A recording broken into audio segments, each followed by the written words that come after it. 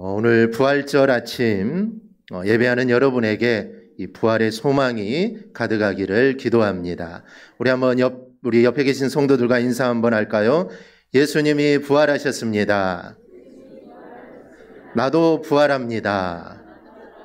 네, 예수님이 부활하셨기에 저와 여러분들도 언젠가는 이 부활할 겁니다. 이 소망을 가지고 우리가 살아갈 수 있기를 바랍니다. 한 이슬람교도와 기독교인이 대화를 합니다.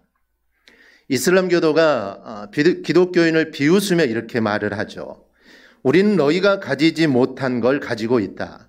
우리 이슬람교가 아라비아의 메카에 가면 이 마호메트의 묘실을 볼 수 있는데 너희들은 예루살렘에 가도 예수의 묘를 볼 수 없지 않냐라고 이렇게 비꼬면서 말을 합니다. 뭐가 크고 웅장한 것을 가져야 신비한 걸로 생각하고는 이 번듯한 무덤이 있는 것을 자랑하는 것이죠.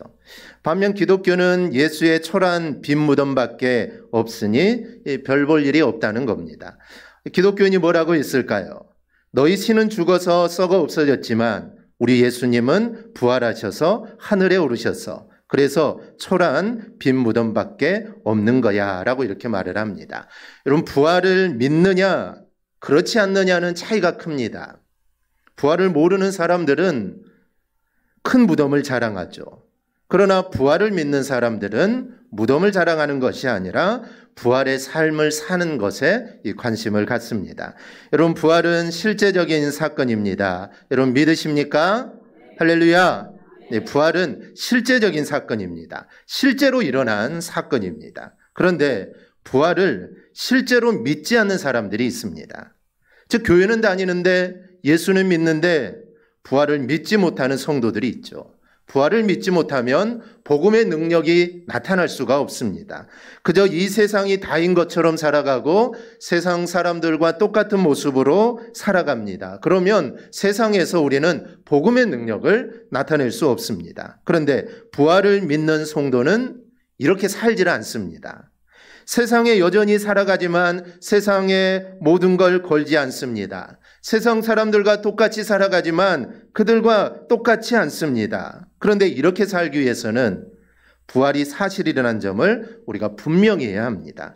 그리고 부활이 오늘 우리에게 어떤 의미를 주는가를 우리는 생각해 봐야 합니다. 여러분, 부활 사건은 과거 2000년 전에 일어난 그런 사건만을 의미하는 게 아닙니다. 오늘 우리가 어떻게 이해하느냐에 따라 이게 큰 영향력을 미치기 때문입니다. 그래서 오늘 우리가 부활절을 맞아 오늘 본문을 통해 이 부활신앙이 오늘 우리에게 어떠한 의미인지, 그리고 부활신앙을 갖는 우리들은 어떠한 모습으로 세상에 살아야 되는지 우리가 여기에 대해서 함께 좀 생각해 보려고 합니다. 그럼 본문을 통해 우리는 부활과 부활신앙에 가서 무엇을 이야기할 수 있을까요? 첫째로 우리의 인생이 죽음으로 끝나는 게 아니라는 점을 우리는 알아야 합니다. 이 사도행전 16장을 보면 바울과 실라가 빌립보에서 전도를 할 때 귀신 들린 여종을 고쳐줬는데 그걸로 인해 큰 곤욕을 치르게 됩니다. 옷이 벗겨지고 매를 맞고 발에 차코가 차여 감옥에 갇히게 되죠. 그날 밤 바울과 실라는 찬송하며 기도하는데 그 자리에서 놀라운 일이 일어납니다. 갑자기 지진이 나고 옥문이 열리고 죄수들을 묶어있던 차코가 모두 다 풀어집니다. 즉, 바울과 실라의 것만 풀어진 게 아니라 모든 죄수들의 것이 다 풀어지죠. 지진이 나면서 이 간수가 졸다가 깨었는데 옥문은 다 열려있고 메었던 것이 다 풀려져 있습니다. 그러니 간수는 죄수들이 다 도망갔다라고 생각을 하고 책임이 자기한테 올까봐 자살을 하려고 하죠. 그때 바울이 다급하게 말합니다. 내 몸을 상하게 하지 말라. 우리가 다 여기 있다. 즉, 한 사람도 도망가지 않고 다 그대로 있었던 것이죠. 옥문이 열린 것도, 발에 차고 있던 차고가 풀려지는 것도 놀라운데 더 놀라운 것은 그런 상황에서 한 사람도 도망을 가지 않았다는 점입니다. 이런 모습의 간수는 무서워 떨면서 바울에게 말합니다. 선생님, 제가 어떻게 하여야 구원을 얻겠습니까? 이 간수는 구원이 무엇인지 모릅니다. 예수님이 누군지도 잘 모르죠. 구원이 무언가도 잘 모릅니다. 그런데 바울이 전하는 게 구원이기에 두려운 나머지 그렇게 전한 겁니다. 왜냐하면 지금 자신은 죽어야 하는데 죄수 한 명이라도 만약에 탈옥을 했다면 자신은 죽어야 합니다. 그런데 한 명도 탈출하지 않았고 사도 바울이 걱정하지 말라, 우리가 다 여기 있다 하니까 내가 구원받았구나, 내가 무언가로부터 구원을 받았구나, 그러면 어떻게 하면 진정한 구원을 얻을 수 있을까? 그래서 구원이 뭔지는 잘 모르겠지만 그렇게 묻습니다. 이때 바울이 아주 유명한 말로 전도를 합니다. 바울이 뭐라 했을까요? 이게 오늘 나오나요?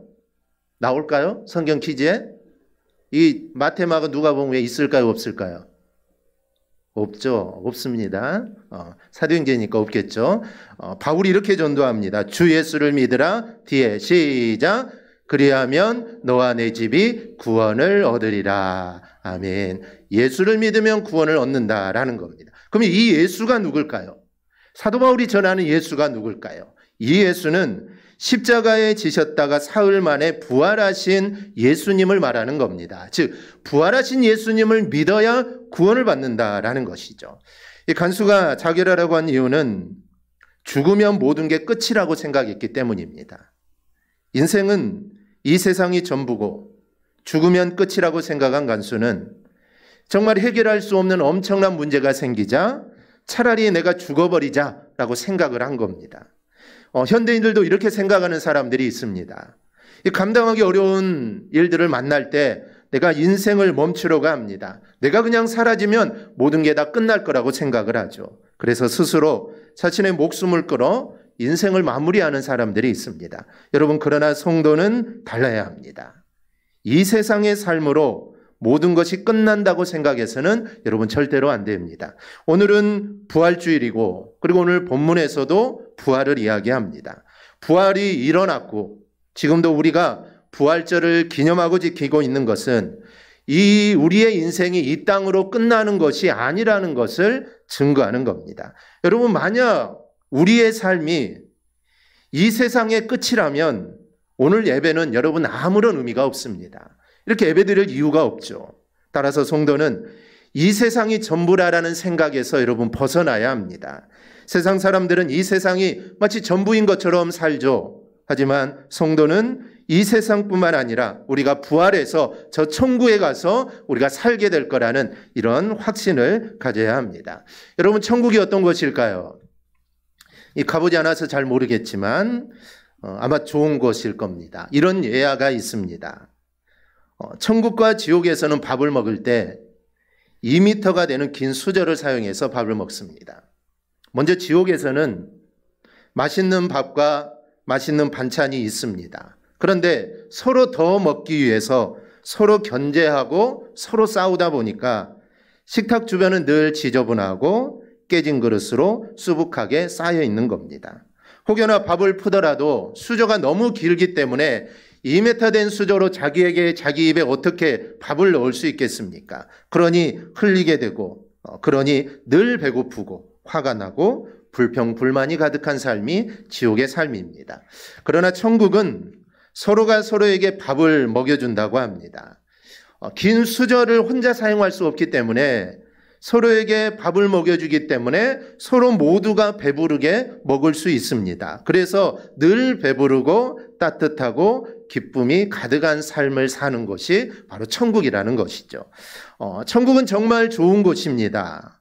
아마 이제 우리가 가보면 알겠죠. 이 땅에서는 알 수 없지만 사도 바울도 정말 천국을 보고 왔지만 그 천국을 도저히 표현할 수 없다고 했습니다. 즉 인간의 언어로는 천국을 표현할 수 없다는 겁니다. 그만큼 천국은 정말 좋은 곳입니다.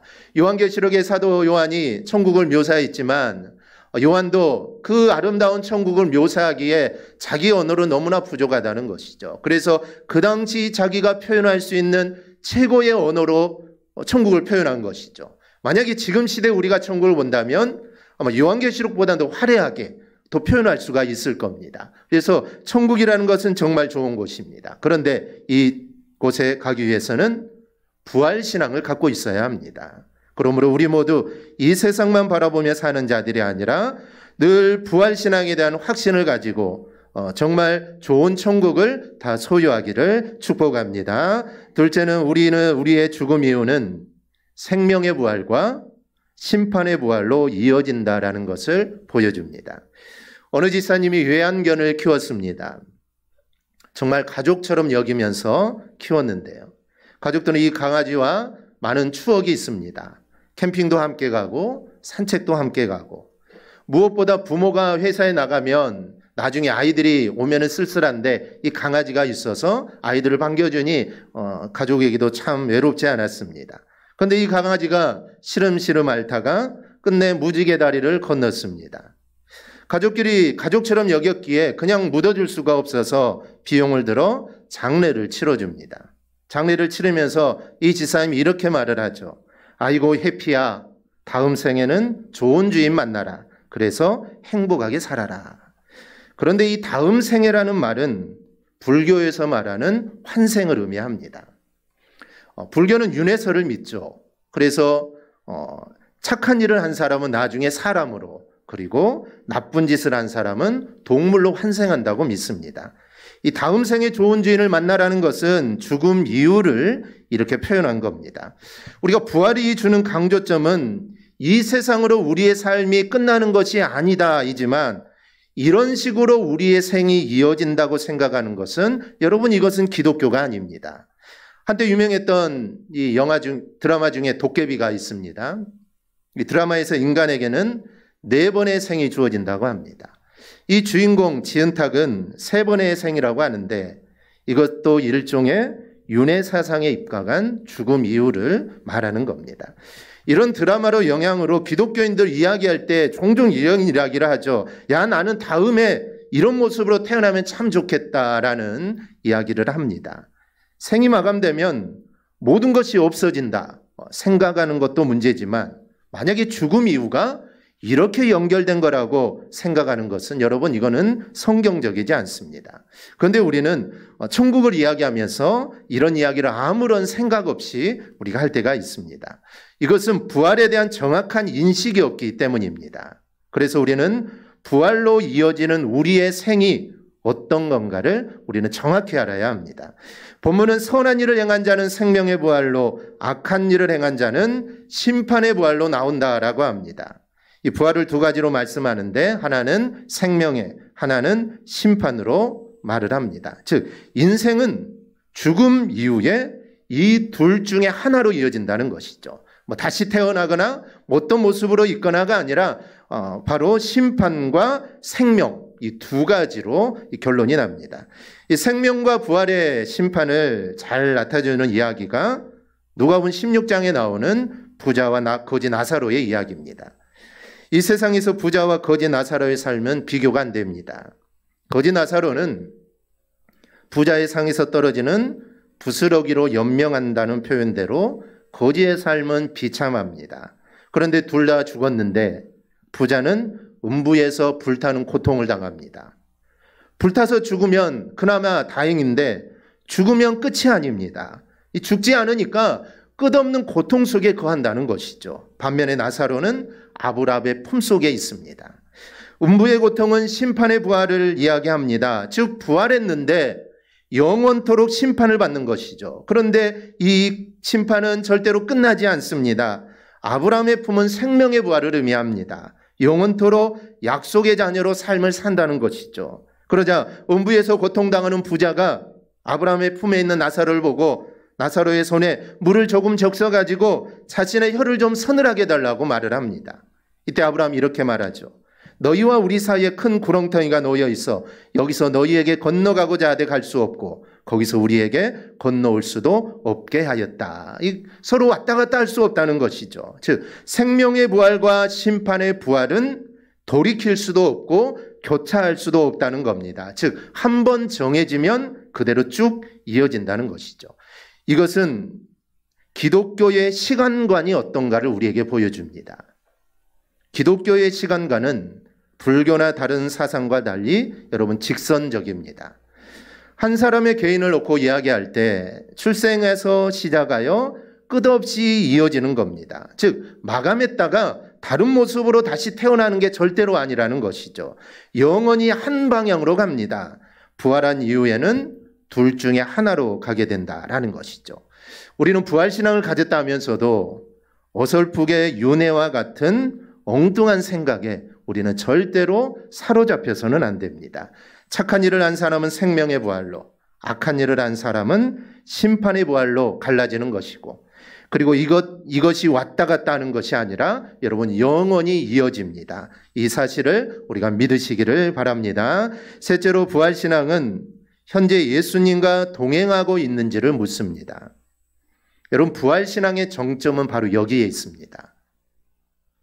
이 세상이 전부가 아니라는 것도 우리가 생각을 했고, 이후에는 생명의 부활이 아니면 심판의 부활로 우리가 나온다는 것도 이야기했습니다. 그렇다면 당연히 우리의 인생은 생명의 부활로 이어져야 합니다. 그래서 지금 여기에서 우리가 어떤 자세가 되어야 하는지가 중요합니다. 즉 오늘 어떻게 사는지가 중요한 것이죠. 예수님 부활하셨다고 했는데 그 부활하신 예수님을 믿는 우리가 오늘 어떻게 사느냐, 그게 정말 중요합니다. 오늘을 어떻게 사는지에 대해서 선한 일을 하는 자라고 표현을 합니다. 그럼 여러분 선한 일을 많이 하면 생명의 부활로 나오게 될까요? 이 세상에서 말하는 선하다라는 말은 착하다라는 말입니다. 그런데 성경에서 선하다는 말은 단순하게 착하다는 의미가 아닙니다. 여러분 선한 이는 누구밖에 없을까요? 선한 이는 오직 하나님 한 분밖에 없습니다. 선하다고 이야기할 수 있는 분은 하나님이십니다. 우리 인간이 참 너 선하다, 이 말은 착하다는 것이죠. 조금 착하다라는 것이죠. 하지만 선하다, 성경에서 말하는 선한 분은 오직 하나님 한 분밖에 없습니다. 그러니 선하다는 말은 하나님에게만 쓸 수 있는 표현입니다. 따라서 선한 자라는 것은 하나님의 뜻에 합당한 자다라는 뜻입니다. 하나님의 뜻에 합당한 자라는 건 우리를 위하여 십자가의 대속을 위해 죽으셨다가 다시 부활하신 예수님을 믿는 것, 이게 바로 하나님의 뜻에 합당한 자고 바로 이런 사람이 바로 선한 자입니다. 그리고 그 예수님과 동행하는 것이 하나님의 뜻에 합당한 삶입니다.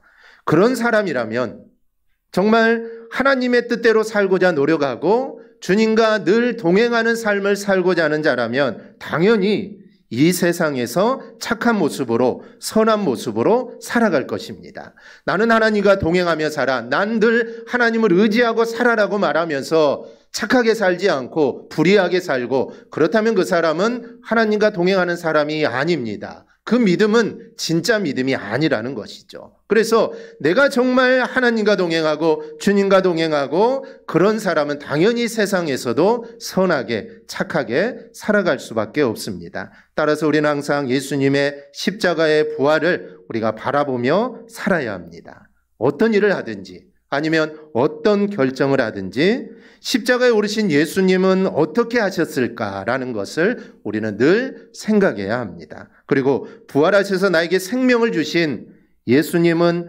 무엇을 기뻐하실까? 우리는 늘 생각해야 합니다. 여러분 그런 모습으로 사는 것이 진짜 생명입니다. 그런데 말로는 믿는다고 하는데 하나님의 뜻에 맞게 살고 있지 않는다면 그건 생명이 있는 게 아닙니다. 믿음이 있는 게 아니죠. 우리는 지금 여기서 예수님과 늘 동행하는 삶을 우리는 살아야 합니다. 여러분 그게 부활의 삶입니다. 예수님이 부활하셔서 예수님이 부활하셨다는 것을 내가 그냥 알고 내가 나중에 죽으면 천국을 가겠지, 이게 아니라 그 부활하신 예수님을 믿고 우리의 삶으로 주님과 동행하는 삶이 생명으로 나아가는 삶입니다. 예수님이 부활하셨다는 것은 예수님께서 지금 우리들 속에 살아계시다라는 의미입니다. 예수님의 부활을 믿는 부활신앙을 가진 자는 지금 여기서 주님과 동행하는 자입니다. 그 삶은 대단한 게 아닙니다. 주님과 동행해야 된다고 하니까 어떻게 주님과 동행할 수 있을까? 어떻게 그런 삶을 살 수 있을까라고 생각하지만 여러분 주님과 동행하는 것은 대단한 게 아닙니다. 여러분이 서는 자리에서, 즉 가정이나 학교나 직장에서 예수님이 선택하실 것이라고 여겨지는 것들을 선택하고 나가면 됩니다. 그래서 내가 이런 결정을 하고 아니면 내가 이런 일을 하는데 그러면 예수님은 어떻게 하실까?